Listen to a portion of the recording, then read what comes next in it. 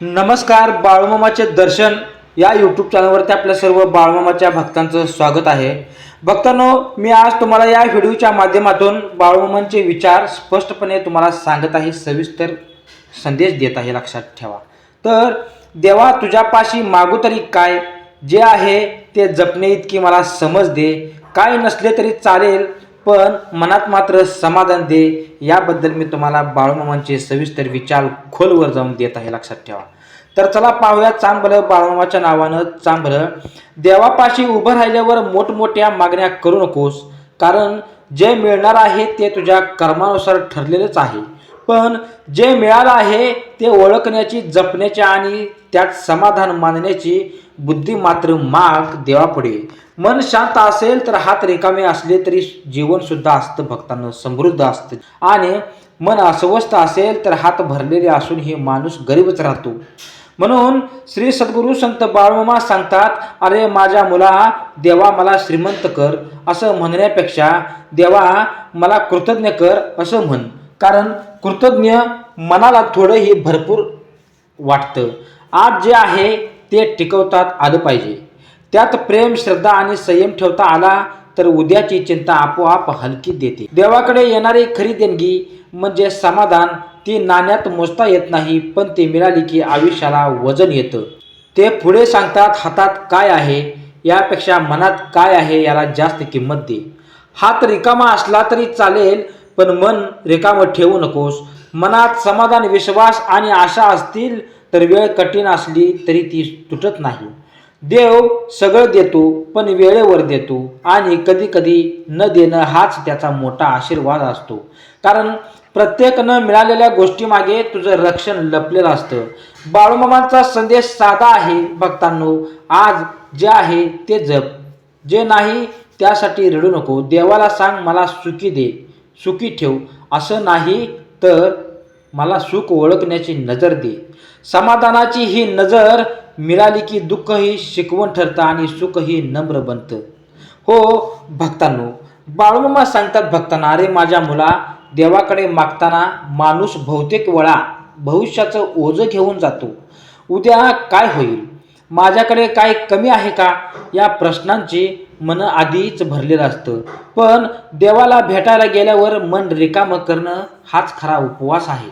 बाळूमामा म्हणतात, अरे माझ्या बाळा, देव तुझ्या माझ्या आयुष्यात जे आहे ते टिकवण्याची ताकद दे. जे निसटतंय त्यामागे धावायचे हाव नको. आणि जे आहे त्याकडे दुर्लक्ष होऊ नये इतकी जागरूकता दे. हातात काहीच नसलं तरी चालेल असं बाळूमामा का म्हणतात? कारण हात रिकामे असले तरी मन समाधानी असेल तर माणूस कधीच हरत नाही. उलट हात भरलेले आणि मन अस्वस्थ असेल तर तो रोज थोडा थोडा मरत असतो. समाधान ही अशीच संपत्ती आहे जी चोरता येत नाही, जळत नाही आणि काळासोबत कमीही होत नाही. म्हणूनच बाळूमामा सांगतात, देवाकडून धन नको, देवा मला धैर्य दे. यश नको, मला संयम दे. प्रसिद्धी नको, मला शांतता दे. ते असंही सांगतात की देव प्रत्येकाला सारखंच देत नाही, पण प्रत्येकाला योग्य ते देतो. तुलना हा सर्वात मोठा रोग आहे. दुसऱ्याच्या हातात जे दिसतं त्याची हाव धरली की स्वतःच्या ओंजळीत ही आशीर्वाद गळून पडतात. म्हणून देवापाशी उभं राहिल्यावर एकच गोष्ट माग, माझं मन माझ्याच आयुष्यावर विश्वास ठेवू दे. कारण विश्वास असेल तर वाट सापडते, आणि वाट सापडली की चालणं सोपं होतं भक्तांनो. बाळूमामा पुढे सांगतात, आयुष्य कठीण आहे याची तक्रार करू नकोस. आयुष्याने तुला घडवलं, शिकवलं आणि तुझ्या माणूस पण टिकवलं. याबद्दल कधी कृतज्ञतेने पाहिलंस का? देव कधी थेट देत नाही, तो आधी सहनशक्ती देतो. आणि ज्याच्याकडे सहनशक्ती असते त्याच्याकडे समाधान आपोआप येऊन बसतं. ठीक आहे भक्तांनो, तर या सगळ्या गोष्टीकडे लक्ष दिलं पाहिजे. बाळूमामा म्हणतात, अरे माझ्या मुला, माणूस देवापाशी जातो तेव्हा त्याच्या ओठावर प्रार्थना असते, पण मनात मात्र तक्रारीची गर्दी असते. हे नाही मिळालं, ते कमी पडलं, माझ्याबरोबरच असं का, हे प्रश्न देवाला नाही स्वतःला जास्त विचारले जातात. म्हणून बाळूमामा सांगतात, देवाजवळ जायचं असेल तर आधी मन हलकं कर. मनातलं गोंधळ अपेक्षाचं ओझं आणि सतत काहीतरी हवं आहे ही भूक थोडी बाजूला ठेव, कारण भुकेल्या मनाला समाधान कधीच मिळत नाही. हे असं म्हणतात, देव माझं आयुष्य मोठं कर असं म्हणण्यापेक्षा देवा माझं मन मोठं कर असं म्हण, कारण मोठ्या मनात लहान सुखही मावतात. एक शांती सकाळ, 2 प्रेमाचं शब्द आणि रात्री निवांत झोप, हे सगळं ज्याला मिळतं तो प्रत्यक्षात फार श्रीमंत असतो. पण ही श्रीमंती ओळखायला नजर लागते आणि ती नजर देवाकडून मागावी लागते. भक्तांनो, बाळूमामांच्या विचारात समाधान म्हणजे थांबणं नाही तर स्वीकार आहे. प्रयत्न करायचे, कष्ट करायचे, पण परिणामावर हक्क गाजवायचा नाही. मी केलं म्हणजे मला मिळालंच पाहिजे हा हट्टच माणसाला अस्वस्थ करतो. देव कधीही अन्याय करत नाही, पण तो आपल्याला हवं तेच देईन याची हमी देत नाही. तो आपल्याला योग्य ते देतो आणि कधीकधी ते योग्य असतं हे खूप उशिरा कळतं. भक्तांनो, ते पुढे सांगतात, हातात काय नाही याचा विचार करत बसलास तर हातात जे आहे तेही निसटून जातं, पण जे आहे त्यात समाधान मागितलंस तर देव तुझ्या ओंजळीत आणखीन काही टाकतो. कारण समाधान ही अशी अवस्था आहे जिथे देवाला राहायला जागा मिळते. अस्वस्थ मनात देव थांबत नाही, तो शांत मनातच विसवतो. बाळूमामा फार सुंदर उदाहरण देतात. रिकामं भांड जास्त आवाज करतं, पण भरलेलं भांड शांत असतं. माणसाचं मनही तसंच असतं. ज्याचं मन समाधानाने भरलेलं असतं तो फार बोलत नाही, फार तक्रार करत नाही. त्याची शांतता त्याची ओळख बनते आणि ही शांतता मिळवण्यासाठी देवाकडेच एक मागणी करावी, मन स्थिर दे. माझं मन स्थिर ठेव हीच मागणी तुम्हाला करायची आहे. हेही असं म्हणतात, दुःख येणं चूक नाही, मन दुःखात अडकून पडणं चूक आहे. देव दुःख देतो ते तोडण्यासाठी नाही तर घडवण्यासाठी. समाधान म्हणजे दुःख न येणं नव्हे, तर दुःखातही देवावर विश्वास ठेवणं. हा विश्वास जिथे घट्ट असतो तिथे आयुष्य कोसळत नाही, फक्त वागतं. भक्तांनो, ठीक आहे. तर भक्तांनो, बाळूमामा म्हणतात, देवा माझ्या हातात काहीच नसलं तरी चालेल, पण माझं मन तुझ्यावर विसावलेलं असू दे. माझ्या आयुष्यात वादळ येऊ दे, पण मनात समाधानाचं दीप विझू देऊ नको. कारण समाधान मिळाले की माणूस जिंकतो आणि देवाला तेच हवं असतं. आपला भक्त शांत, स्थिर आणि अंतर्मुख असावा. बाळूमामा म्हणतात, अरे माझ्या मुला, देवाशी नातं हे व्यवहाराचं नसतं. मी इतकं केलं तू मला हेही दे असा हिशेब देव भक्तांनो चालवत नाही. देवाशी नातं हे विश्वासाचं असतं. जेव्हा माणूस देवापाशी उभा राहतो आणि म्हणतो, देवा मला जे आहे ते पुरेसे वाटू दे, तेव्हा तीच खरी भक्ती ठरते. कारण पुरेपणाची जाणीव झाली की मनाला धावायची गरज उरत नाही. ते असंही सांगतात की आयुष्यातील खरी दारिद्र्याची अवस्था म्हणजे साधनांची कमतरता नव्हे तर समाधानाचा अभाव.